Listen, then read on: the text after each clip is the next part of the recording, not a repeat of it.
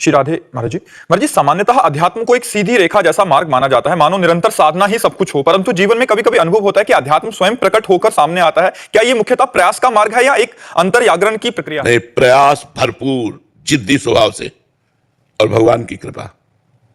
ऐसे स्वतः नहीं प्रकट होता। स्वतः प्रकट होता तो सबके जीवन में अध्यात्म प्रकट हो जाता ना। स्वतः किसी के नहीं प्रकट होता। जिन्होंने भरपूर साधन किया और जिद्दी स्वभाव, मर जाऊंगा पर ऐसा नहीं करूंगा, मर जाऊं चाहे पर भजन नहीं छोड़ूंगा, जो बिल्कुल जिद्दी स्वभाव और डट करके खूब भजन मार्ग में लगा तो अध्यात्म पर वो चल पाया। ये ज्ञान के पंथ कृपाण की धारा, परत खगेश लगे नहीं बारा। ये जो भगवान का मार्ग है, ज्ञान का मार्ग है, ये दुधारी तलवार है, इस पे चलना है। इसीलिए सब कोई चल नहीं पाते, सब विषयों में गिर जाते हैं। कोई विशेष हिम्मती, सहनशील, जो हर दुख को सहने के लिए तैयार हो गया है, वो इस मार्ग में चल पाता है। सुख अपार पर यात्रा बड़ी दुखमयी।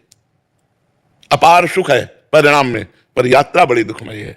अब परिवार का मोह छोड़ पाना कितना कठिन होता है। माता पिता भाई परिवार भाभी रिश्ते नाते सब छोड़कर अंदर से किसी से राग नहीं, चाहे ग्रस्त हो चाहे विरक्त। यदि भगवान को प्राप्त करना है तो सबकी ममता ताग बटोरी, मम पद मन ही बांध बर डोरी। सबका प्यार समेट कर भगवान के चरणों में लगाना होगा। इसके बाद कोई मनोरंजन नहीं। देखो कैसा जीवन होता है, कोई मनोरंजन। अब हम लोग कोई मनोरंजन, 1 मिनट कभी टीवी नहीं, 1 मिनट कभी मोबाइल का कोई मतलब नहीं। बिल्कुल संसार में क्या हो रहा है हमसे कोई मतलब नहीं। हमें बस अपने चिंतन में लगे रहना है रात दिन। ना कोई मनोरंजन है, ना कोई हंसी मजाक है, ना किसी तरह के किसी इंद्री का विलास है। सब रोक करके फिर भगवान के मार्ग। कितना कठिन है, कोई खिलवाड़ समझ में थोड़ी आता है। जब तक भगवान से प्रेम नहीं होता तब तक मन कहता कोई तो यार हो, दोस्त तो हो, कोई तो हो जिससे हम अपनी बात कह सके। कोई सुनने वाला नहीं। जब भगवान से परिचय होता है, जब प्यार होता है भगवान से और भगवत साक्षात्कार होता है, तब बात मिट जाती है।